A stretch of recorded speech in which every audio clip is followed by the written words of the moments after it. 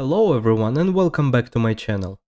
This is the second video from JavaScript for Beginners series, and in this part we will learn how to add JavaScript code to our web page.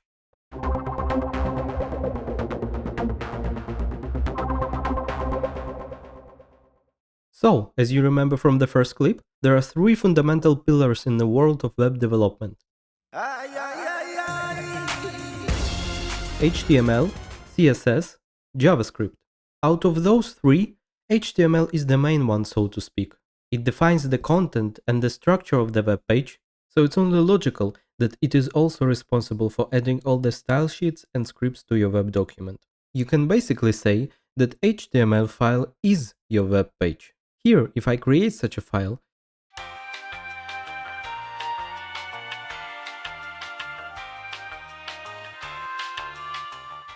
quickly make it say hello world and save it,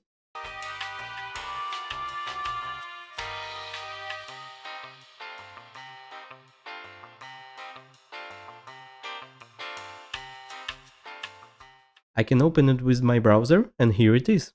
Now a few words about HTML itself. In this series, I will not go into details of that markup language, explaining each and every tag, especially since there are around 150 of them. And the main focus of this course is still JavaScript. Besides, Visual Studio Code that we are using has a very nice feature, where if you hover over the tag or any of its attributes, it will show you a help text with detailed explanation of its purpose as well as link to the documentation. But for those of you who see HTML for the first time, I will briefly explain the main idea. You see, at the end of the day, HTML basically consists of just two parts, head and body. Head contains all the different metadata about your page, like title, characters encoding, link to style sheets, etc. Body contains the actual structure like lists, paragraphs, and so on. By the way, here's one quick trick. You saw it a minute ago when I used it. When you have a new empty HTML file, to quickly generate all the needed boilerplate code, just type exclamation mark and press tab. This is Emmet at work, a bunch of popular snippets that are pre-installed by default in Visual Studio Code. There are many more useful shortcuts that you can use. I will leave a link to the Emmet cheat sheet in the description. Okay, so getting back to JavaScript, we have two options how we can add script to our page. First, you can have your code directly in HTML file. I can add script tag and have some code directly in here. To see the results right away, I will use alert function, which creates a pop-up with the text that we provide. Alarm! Alarm! Okay, let's save it. Now we reload the page, and as you can see, the code is executed and we see the pop-up. Now, life is good, but it can be better. You see, usually your code will be quite complex, so it would make way more sense to store it separately, to decouple web page structure and logic. Plus, if you have different pages that should use the same functionality, you don't need to duplicate your code, which also makes maintenance a lot easier. To achieve that, we can create a separate file with .js extension and store our code here. And then, in our HTML file, we use the same script tag, but this time we add source attribute and specify the path to the file. Since both of my files are in the same folder, I just provide the name of my script. If it would be somewhere else, for example in a separate folder, the source would look like this.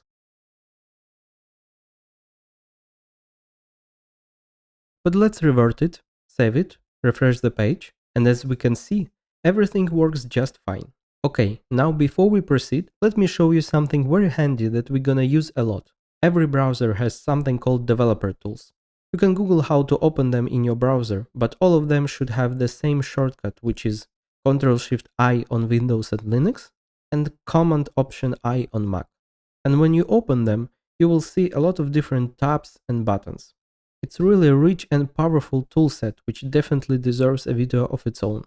But currently, we are interested in one particular tab called Console. It is a potent tool and one of its most useful functionalities is logging. So now if we open our script.js file and replace alert with console log, we'll get rid of annoying pop-up and instead we'll be able to log our messages to the console. Now, for those of you who don't understand the syntax of that, let me briefly explain. You see, console is an object and log is one of its methods. When we want to access some property or method of an object, we write it like this. object or instance of an object, dot, property or method of that object. We will cover it more extensively later in this series. Now getting back to console. It's not limited only to logging. This tab will also show you all kinds of warnings and errors that occur during execution of your code. And on top of that, it also behaves similar to a terminal, meaning that it can take a JavaScript code, execute it and spit out the result. So I can execute some code right here in the browser. For example, I can do the arithmetics here. 2 plus 2 is 4, minus 1, that's 3, quick maths. Use already familiar to you alert method, etc. Basically, I can paste any JavaScript code, regardless of its complexity, and it will be executed. Okay, so with that being covered, there is one more important thing, the placement of the script tag. You see, when you open a web page, under the hood browser performs quite a number of steps. Long story short, the browser loads the HTML file and starts parsing it, going from top to bottom. If it encounters a script tag, it stops parsing, starts loading JavaScript file, executes the code from that file, and only then comes back to parsing of the HTML. Now, this can easily cause a lot of problems, because your code might try to reference something from your web page that is not yet parsed. That's why it is recommended to put your script tag at the very bottom of the body. Allow me to demonstrate. As you can see, here I have div with ID myContainer. Div is just an empty box, a wrapper so to speak. Now, let me retrieve this element in my JavaScript and print it out in the console.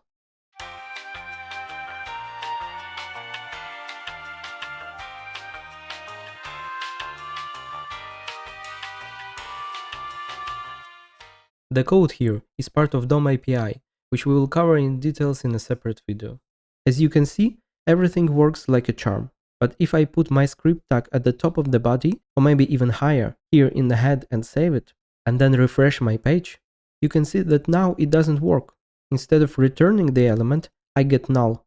Null is a special type of value in JavaScript and many other programming languages. We will cover it in details in the next part, where we will be talking about variables and data types. But basically, null means absence of value, which in the context of what we are trying to achieve means that element was not found. It was not found because script was executed before the div element we are querying was parsed.